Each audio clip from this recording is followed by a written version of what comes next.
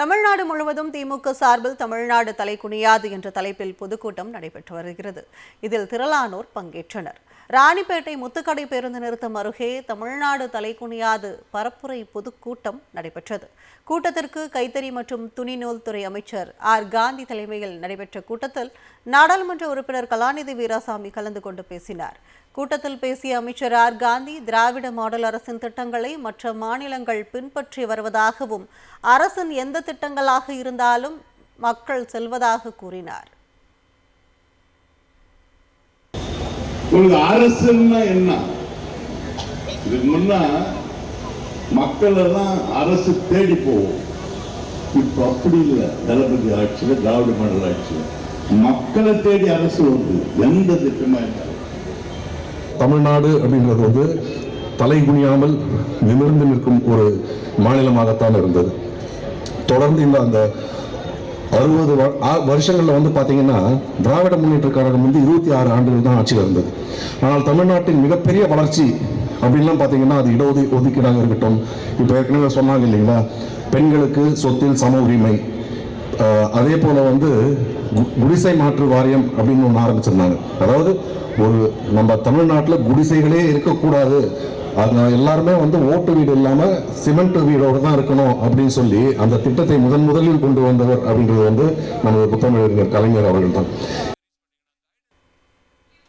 இதேபோன்று மயிலாடுதுறை சின்னக்கடை வீதியில் திமுக சார்பில் தமிழ்நாடு தலைகுனியாது என்ற தலைப்பில் பொதுக்கூட்டம் நடைபெற்றது. மாவட்ட செயலாளர் நிவேதாயம் முருகன் எம்எல்ஏ தலைமையில் நடைபெற்ற கூட்டத்தில் பிற்படுத்தப்பட்டோர் நலத்துறை அமைச்சர் மெய்யநாதன், தலைமை கழக பேச்சாளர் கம்பம் செல்வேந்திரன் ஆகியோர் கலந்து கொண்டு உரையாற்றினர்.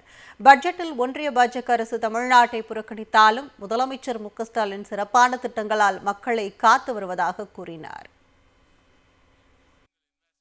இன்றைக்கு தமிழ்நாட்டுக்கு வழங்கப்பட வேண்டிய நமக்கான நிதி வழங்கப்படாத காரணம் ஜனநாயகத்தில் பாசிச சக்திகளால் தமிழ்நாடு புறக்கணிக்கப்பட்டிருக்கிறது. தமிழக முதலமைச்சர் அவர்கள் 5 ஆண்டு காலம் நிறைவேற்றி தந்த திட்டங்களுக்கு, அவர் 5 ஆண்டு காலம் உழைத்த உழைப்பிற்கு மக்கள் கண் முன்னால் நிற்கின்ற 2026 சட்டமன்ற தேர்தலில் யார் தேர்வு செய்ய வேண்டும் என்று ஏற்கனவே தமிழ்நாட்டு மக்கள் முடிவெடுத்து விட்டார்கள்.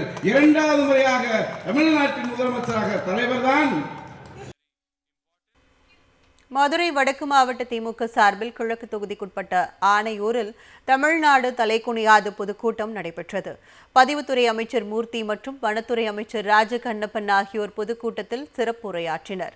அப்போது பேசிய அவர்கள், திராவிட மாடல் ஆட்சிக்கு மக்கள் ஆதரவு நாளுக்கு நாள் அதிகரித்து வருவதாகவும் திராவிட மாடல் ஆட்சி 2.0 அமைவது உறுதி என்றும் தெரிவித்தனர்.